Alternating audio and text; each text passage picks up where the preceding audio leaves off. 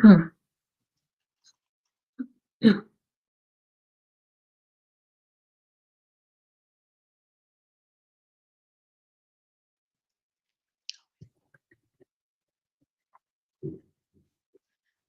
Good afternoon, everyone. Sorry for the few minutes delay.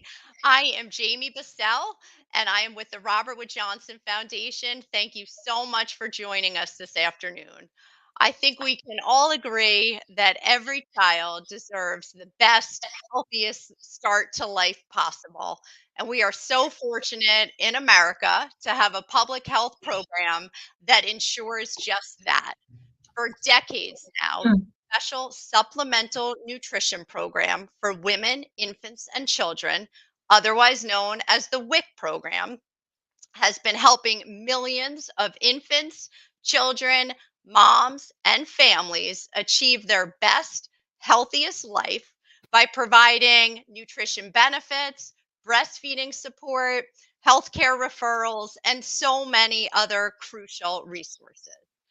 To celebrate the 50th anniversary of this extraordinary program and its incredible impact on so many millions of kids and families in America, I am thrilled to be joined by my friend and colleague, Dr. Georgia Machell, who is currently the interim president and CEO of the National WIC Association, or NWA. So the National WIC Association is a nonprofit voice for more than 12,000 public health nutrition agencies across the nation and the literally millions of infants, children, moms, and families that are served by this program. At the Robert Wood Johnson Foundation, we are all critically committed to ensuring that all kids and families in America have the resources that they need to thrive. So it should come as no surprise that we have been working closely for many years with the National WIC Association to both strengthen and extend the reach and impact of the WIC program. So today we're going to be talking about WIC's recent funding win, which was an additional $1 billion that the program recently received, and what's coming next for the WIC program. So, Georgia, welcome. It is great to have you with us this afternoon. Thrilled to have the chance to talk to you about and celebrate this recent victory. So, Georgia, can you start out and take us through some of the major challenges or hurdles to getting to this point? And in addition, I know that it was realized because of a lot of hard work with advocates across the nation and the leadership of the National WIC Association. So, if you could tell us a little bit about the specific role that NWA played in securing these critical resources. Absolutely. And thank you so much for having me here this afternoon, Jamie. It's lovely to spend this time with you and have this conversation. So it's actually a very interesting story, and it actually starts with something very positive. So last year, for the first time in over 10 years, WIC caseload actually started to increase, which is great news. That means that folks who are eligible for the program are accessing the program and benefiting from everything that WIC provides, which is fantastic. Um, and that also didn't happen by chance either. There's been a significant effort, as you well know, over many, many years to try and increase access to the program. There have been national recruitment and retention efforts. There have been significant efforts to innovate and modernize the program, to increase flexibilities within the program, really focusing in on improving that WIC participant experience to remove barriers. So we have a program participation increase, which, as I said, great news. However, when it comes to the budget, those increases were not properly accounted for, which left us with $1 billion shortfall, which is serious. I can't tell you how much anxiety there has been across the community since September and even before, when it was just uncertain when and how we were going to bridge that shortfall. And had that shortfall not been bridged, we would be looking at turning people away from the program, potentially implementing wait lists for the first time in over 30 years, which from the National WIC Association perspective and from our partners and our members is just completely unacceptable. I think the situation we've been in for the last few months has been unprecedented. WIC is a program that has historically received bipartisan support. So to be in this situation was frankly terrifying. We didn't know what was going to happen. But as the National WIC Association, one of our core responsibilities is protecting the WIC program. And so we did that by really working with our members. Our members were ready to go, ready to fight. And they really elevated their stories and their experiences of WIC. I think it was really powerful to combine stories about how WIC impacts people personally, it impacts communities, even impacts industries, and to really push those stories forward and combine them with the very compelling data that exists on the breadth and depth of impact that WIC has had over the last 50 years. So there was a lot of hard work that went into making sure that that win happened.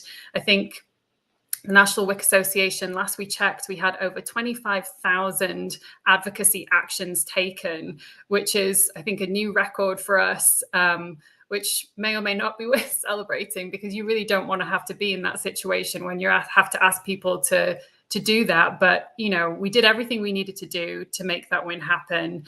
And we were just not prepared to take no for an answer.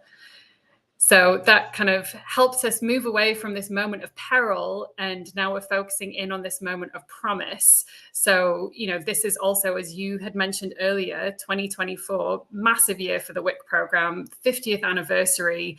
There's lots to celebrate. So we're in the kind of process of looking back and reflecting on everything that WIC has achieved and where WIC has come from, but then also being really thoughtful and thinking about where we want WIC to go, and also recognizing that there's still a lot of work that we need to do. WIC is reaching about 50% of all eligible people. And so there's still a lot of work to do when it comes to improving access, but there's also a lot of momentum in this moment. So we're really excited to keep pushing through with that momentum and, you know, looking to our community of WIC providers who I can't stress enough how innovative, creative, dedicated they are to making WIC a program that works for everybody. Fantastic, George. It's so exciting. And I think it is so important to sort of step back, catch our breath, and celebrate what's been an extraordinary victory that happened as a consequence of so much hard work, you know, from so many people. And I think it also speaks to the power of what can happen when our policymakers come together and do the right thing for our kids and families. So it's great. I love this idea of moving from peril to power, and yet there's still a ton of work ahead. So with that, Georgia, you had referenced that there was a potential of over 2 million families being turned away from WIC had this funding not been secured. So can you talk a little bit about sort of specifically the funding and how it will be used, how far this money can go, and again, just giving us a sense of utilization both from the perspective of current beneficiaries and also prospective ones? Yeah, absolutely. And that's a great question. I think it's really important to stress that the funding that's just been established is for this fiscal year. And so it will run out by the end of September. It's operating funding. WIC currently serves about 6.6 million people across the country. About 39% of all infants born in the US participating in WIC. And so really, you know, the main point here is that had we not established this funding, we would not be able to serve all current participating participants and eligibles as well. Great. Thanks, Georgia. So you alluded to this. Let's talk about what's next. So later Yeah. this year, we know that USDA will be finalizing its rule around the WIC food package. That's been an area that National WIC Association has been working really hard on. And again, the intent of that rule is really to make foods and beverages for families that can be purchased through the WIC program healthier, and to also give families more options. And so, specifically, things like increasing the benefit for fruits and vegetables, and also making foods more culturally relevant for for kids and families. And so I understand, again, this rule is going to be a big focus of yours going forward.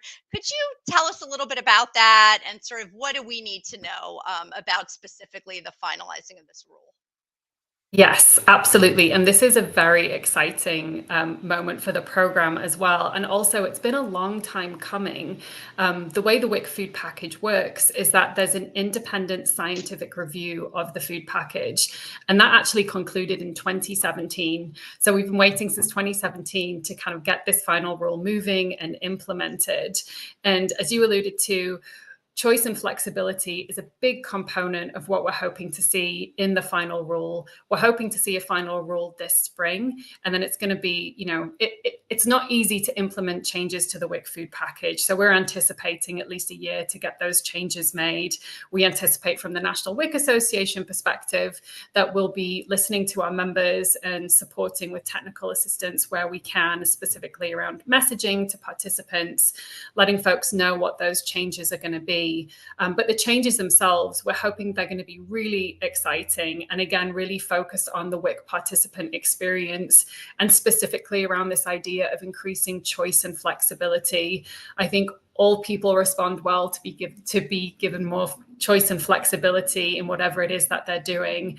And as we're thinking about increasing access and increasing participation to the program, I think improving choice and flexibility is one of the ways we're going to get there. So yes, there's going to be more culturally relevant foods, we hope, things like quinoa, whole wheat, naan breads, teff, other products that meet culturally specific dietary needs. We also are looking forward to the new rule aligning more closely with the scientific nutrition information. So they'll align more closely with the dietary guidelines for Americans. And again, I just want to stress that the new proposed rules will be based on an independent scientific process. So that's just really important for us to continue stressing when we're talking about the food package.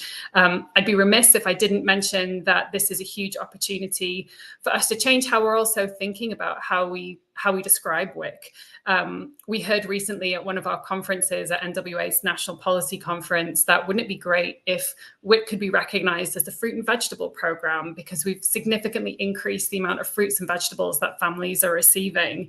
And I think there's really something to that. So we're really excited to kind of work with our members and our partners to think about how we're really promoting the exciting changes that are coming to the WIC food package, hopefully in the next few months. Fantastic, George. I was actually at a recent event and someone had stood up and said, actually, WIC is the original food is medicine program. So with the movement moving like that, I love the sort of guiding principles around choice and flexibility as well. So again, Georgia, you referenced the fact that, yes, $1 billion may seem like a whole lot of resources, but at the end of the day, this is going to carry us just through September, not in perpetuity. And so can you talk a little bit about the 2025 budget? So 7.7 billion for WIC has been included in that budget. And if you could talk specifically about, what that funding would do, how hopeful are you feeling that that's actually a number that's going to be realized, and what we should know about the realities of the 2025 forthcoming budget. Yeah, well, I think, first and foremost, we are grateful for the president's budget. It demonstrates a continued commitment to WIC and to nutrition security across America. So that is fantastic news. In terms of reading the tea leaves, that's something that I just don't think we can do right now. I think we've learned a lot from the past few months, and we're going to be very cautious about, what we project will happen. It's also really important to note that the president's budget appropriations that are through Congress, that is really administrative, operational funding. And I think where we see opportunity is really investing in innovation in WIC. So it's really critical that we find sources to continue building on the momentum that's been driving innovation over the past few years, because I think there's so much we're on the cusp of achieving, and we really want to see that through. So I think, as well as looking and obviously making sure that the program has the funding that it needs to operate like I said, first and foremost, NWA is going to protect WIC, and that's part of that goal. But secondarily, we want to drive research and we want to drive innovation. And the way we do that is by continuing to build on the momentum and the success that we've already seen in the past few years. Great. That's great. So, Georgia, lastly, can you help with sort of, we're advocates who are supporting the National WIC Association's work. Where can they turn? Where are sort of the best places to kind of stay up to speed on the ever unfolding issues within the program and, the resources, et cetera, within the network? Yeah, Jamie, I love this question. This is a great one because I get to bring people to NWA's WIC Hub, which we actually developed with support from the Robert Wood Johnson Foundation. So thank you.